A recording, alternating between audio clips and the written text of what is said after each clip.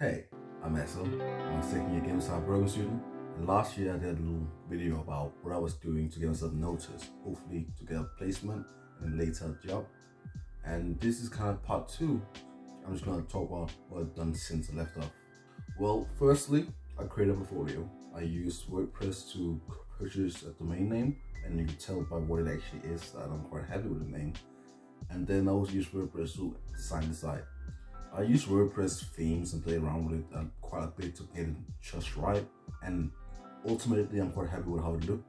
But if I'm being a bit pedantic, there's quite a few things that will change, like the spacing between some images and like the colors on some buttons. But I'm like exactly how I want it to be, and that's kind of hard for me to change without writing HTML code. But since I didn't write any code, I'm quite happy for what it is. And maybe in the future, when I have more, let's say 2 weeks spare, I would actually use that time to teach myself how to create a website using HTML code, which will be beneficial to me. But I can see for most other people, it will kind of a waste of time unless you specifically want to do it. And even for me, it might not be that necessary because I don't really want to do web development. I want to do games development and programming in that sense. Secondly, I created and submitted my game Pointless to the Rising Star Challenge, and during this week I'm planning on finishing my C++ exam, which is also part of that challenge. And if I win my category, I am guaranteed a chance to speak with industry recruiters, and even if I don't complete it, I have a high chance of getting noticed by industry recruiters and potentially still might get offered something, if not just an interview. So therefore I'm kind of nervous but also excited about that. And even if I don't win, I think the game I made was quite impressive in its own way. So that is a great piece for my portfolio. And this is why I spent so much time early in the year to create a portfolio, because now everything I create that I'm part of has a home to go to. So even if you don't have anything yet, I recommend creating a portfolio, because then in 6 to 12 months when you have something, you have a place to put it. Lastly, I finally created a CV. Well, that's a bit of a lie. I always had a CV, but never had a CV specific to the industry I want to work in, which in my case is the game industry.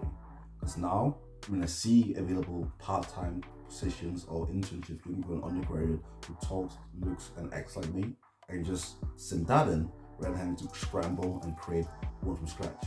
Because then I can get this CV checked by my lecturers and career counselors, making sure it has no obvious errors and has a nice structure. But as a second year, it's always quite thin in some areas. But just like portfolio, that still lacks a few things because I'm lacking experience and don't have that much to show.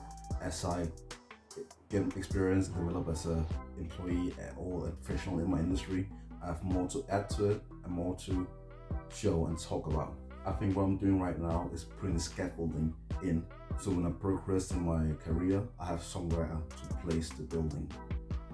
That's a great metaphor. Another thing I've been doing is going online and looking at job listing sites such as Work for Indies, because I'm interested in working for indie games.